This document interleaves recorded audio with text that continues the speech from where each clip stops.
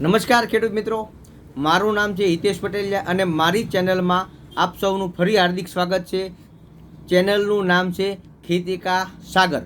જેટલા ખેડૂત ભાઈઓ મારી ચેનલમાં નવા છે, વિડીયો જોવે છે, એમને બધાને નમ્ર વિનંતી કે મારી ચેનલને સબસ્ક્રાઈબ કરી દો. લાલ અક્ષરમાં લખેલું છે અને પછી કે એક નાની એવી ઘંટડી છે એને દબાવી દો એટલે મારા વિડીયો તમને સૌથી પહેલાં મળી જાય. પહેલાં તમે જુઓ, પછી બીજાને વિડીયો મળશે.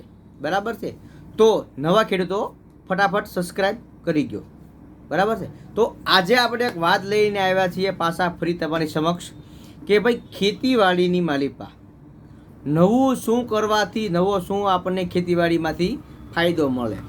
તો ઘણી વખત એવું બનતું હોય છે કે નાનો ફેરફાર કરવાથી અથવા તો નાની વસ્તુ આપણે ભૂલી જતા હોઈએ છીએ અથવા તો નાની વસ્તુનો જો ઉપયોગ કરવામાં આવે તો આપણને એનું ઘણું મોટું ઉત્પાદન મળે છે.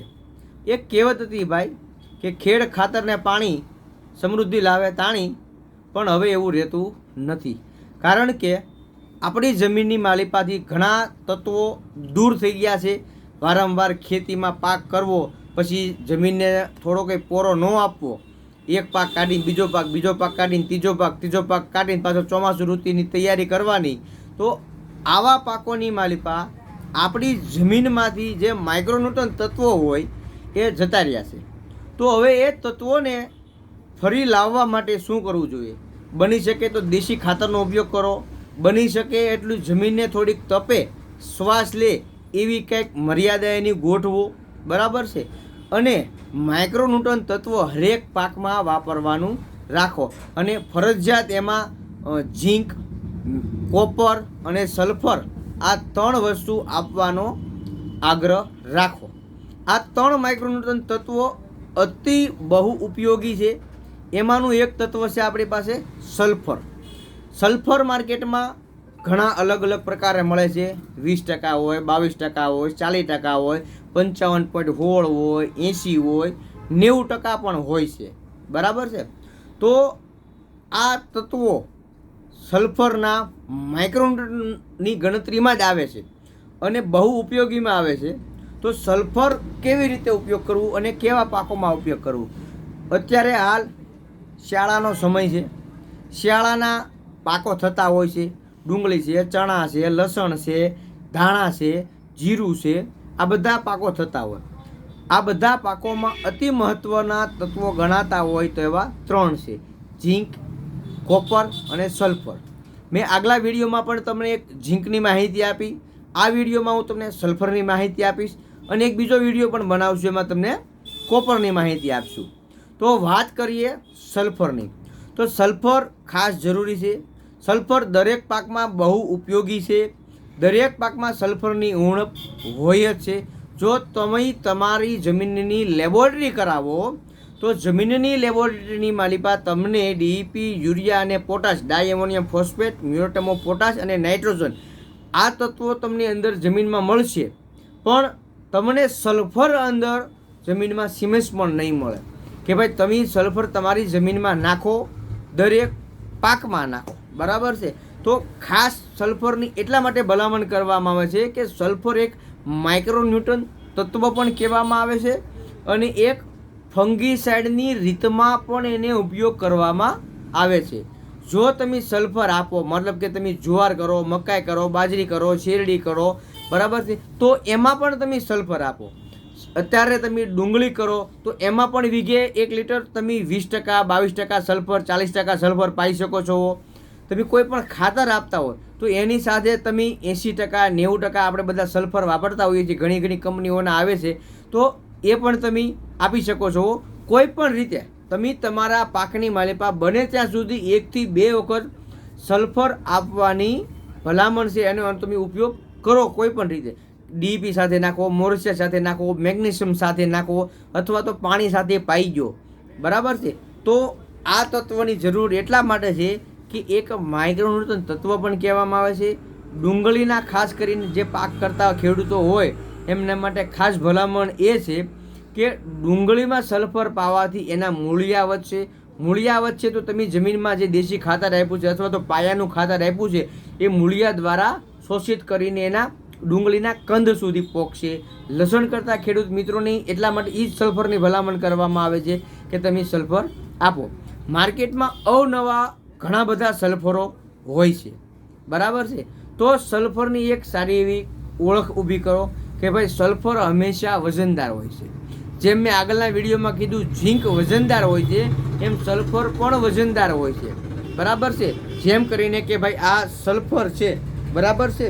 તો આ મલ્ટીપ્લેક્સ કંપનીનું સલ્ફર છે, બરાબર છે. 1 લીટર પેકમાં છે.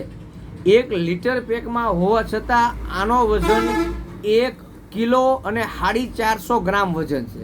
જ્યારે તમે કોઈ અધર કંપનીનું સલ્ફર લેશો, બરાબર છે, તો એ લીટર 1100 કે વધીને 1200 ગ્રામની વ્યાખ્યામાં આવશે ઇલેક્ટ્રોનિક કાંટાની પ્રમાણે, બરાબર છે. તો ખાસ કરીને સારું સલ્ફર લેવું, સસ્તું નહીં, ભલે મોંઘું આવે પણ સલ્ફર સારું લેવું. શું કામ? બીજા માઇક્રો તત્વની ભલામણમાં સલ્ફર વધારે હોય છે, એટલા માટે સલ્ફરની ભલામણ હોય છે કે તમારો પાક પીળો પડી જતો હોય, મૂળિયા ન મૂકતા હોય, મૂળિયામાંથી તમે કોઈ પણ ખાતર આપ્યું હોય, મૂળિયા શોષી ન શકતા હોય, તો સલ્ફરની સિમેન્ટ ખામીને હિસાબે એ મૂળિયા નવા મૂકતા ન હોય, ધોળા મૂળિયા નવા ડેવલપ ન થતા હોય. જ્યાં સુધી મૂળિયા નહીં આવે ત્યાં સુધી તમે પાયામાં ખાતર આપ્યું છે, કદાચ દેશી ખાતર આપ્યું છે, તો પણ એ લઈ શકશે નહીં. તો જે ખાસ તત્વો કહેવામાં આવે છે કે ભાઈ સલ્ફર, ઝીંક, કોપર, મેગ્નેઝિન, મેનિબ્લોડમ, આ જે માઇક્રોટન તત્વો છે બને ત્યાં સુધી એને આપવાનો ઉપયોગ કરો. પણ 3 તત્વો તો ખાસ તમે એને આપો: ઝીંક, સલ્ફર અને કોપર. અને શિયાળા પાકની માલિપા તો ખાસ આપો મોટા ભાઈ, કે તમે ડુંગળી કરી હોય, લસણ કર્યું હોય, ચણા કર્યા હોય, જીરું કર્યું હોય, તમે માલઢોર માટે ભલે ને જુવાર મકાઈ કરી હોય, બરાબર છે, તો એમાં પણ તમે આપો. સલ્ફર હરેક ઋતુમાં આપી શકાય છે, ગમે એવી જમીનમાં આપી શકાય છે અને ગમે એ રીતે આપી શકાય છે. તમે સ્પ્રે કરી શકો છો, ડ્રીપમાં આપી શકો છો, બરાબર છે. પછી ખાતરમાં ભેગું કરીને તમે આપી શકો છો. તમે પાણી વાળતા હોય અને આપણે કેમ પેન્ડી મિથેલિન મૂકીએ, બરાબર છે, તો એવી રીતે પણ તમે આપી શકો છો. તો ખાસ કરીને સલ્ફરનો ઉપયોગ ખેડૂતો બધા કરો. બની શકે તો સારા સલ્ફરનો ઉપયોગ જ કરો. જો લિક્વિડમાં તમારે લેવાનું થતું હોય તો 55% મળે છે માર્કેટમાં, 40% મળે છે, 20% મળે છે, 22% મળે છે. પણ મલ્ટીપ્લેક્સ કંપનીનું સલ્ફરનો આગ્રહ હું તમને એટલા માટે કરું છું કે આની માલિપા સલ્ફર પણ આવશે અને ભેગા 5 માઇક્રોન્યુટન તત્વો પણ આવશે કે જેની મર્યાદામાં હશે કે ભાઈ સલ્ફર, ઝીંક, કોપર, મેનિબ્લોડમ, બરાબર છે, ફેરસ, આર્યન, લોહ તત્વો, આવા તત્વો પણ એમાં આવશે. તો બની શકે ત્યાં સુધી મલ્ટીપ્લેક્સ કંપનીનું સલ્ફર તમે વાપરો, બરાબર છે. 1 વીઘે 1 લીટર, ચણામાં આપો તો વીઘે લીટર, બરાબર છે, ડુંગળીમાં આપો તો વીઘે લીટર, લસણમાં આપો તોય વીઘે લીટર, બરાબર છે. આનું માપ વીઘે લીટરનું તમારે રાખવાનું છે, બરાબર છે. તો ખેડૂત મિત્રો, મારો વિડીયો તમે સાંભળ્યો, જોયો છે.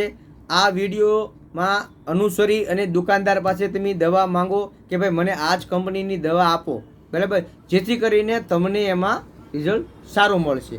મારી ચેનલમાં જો કોઈ નવા ખેડૂત હોય અને હજી સબસ્ક્રાઈબ ન કર્યું હોય તો સબસ્ક્રાઈબ કરી દો અને નાની એવી ઘંટડી છે એમાં પણ તમે એલાવ આપી દો, એટલે મારો વિડીયો જ્યારે હું પાછો બનાવું ત્યારે તમને તરત જ એમની માહિતી પહોંચી જાય. આ સિવાય કોઈ તમારી બીજી માહિતી જોતી હોય તો એમાં તમે તારે કમેન્ટ્સ કરજો. હું તમને એનો વિડીયો બનાવી અને ફરી પાછો તમને મોકલીશ. તમ તારે ત્યાં સુધી મને રજા આપજો. હિતેશ પટેલિયા. જય સિયારામ, જય જવાન, જય કિસાન.